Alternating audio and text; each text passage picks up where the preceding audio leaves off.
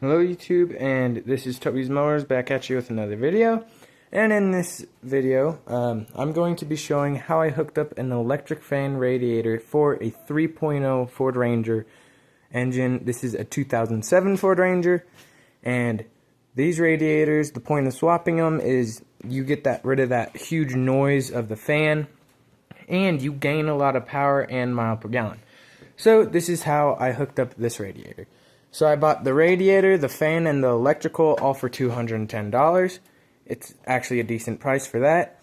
So how you hooked up everything was pretty simple. The radiator just has two bolts. You took those out, the radiator comes out, and then you take out the transmission lines there. That comes out pretty easy. But then the wiring was pretty much the hardest part. So most of the videos I've watched have not had wiring videos at all.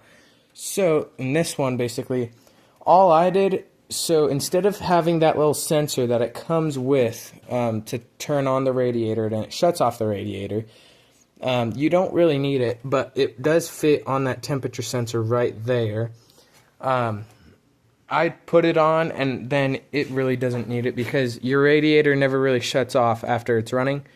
So I just hooked up the fan directly to I hooked up the wire that goes to that sensor directly up to the battery, so that way when your ignition turns on, your fan's always running, which is how it should technically be. But I basically have the wire that goes to that little sensor to the ground that's supposed to be the ground, and then also over here, so you're supposed to have one wire that goes to the positive, and then it runs to your relay over here. And then the white wire is the one that goes to your ignition switch, which I was not able to find a spot to put the ignition wire that you find out, because when you turn on your ignition, the radiator fan's supposed to turn on, and that's how it's supposed to be.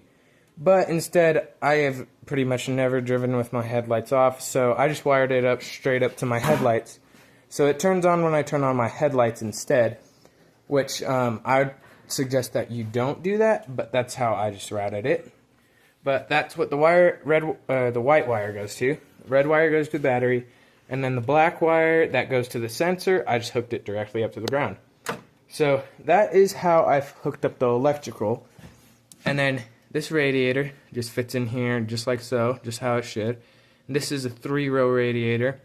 I mean, there's no space issues. It comes out really easy. I mean, it was less than an hour job.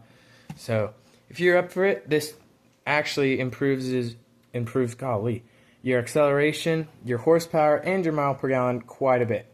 You get about 2 to 3 mile per gallon better, which is actually pretty good because gasoline is almost $4 a gallon.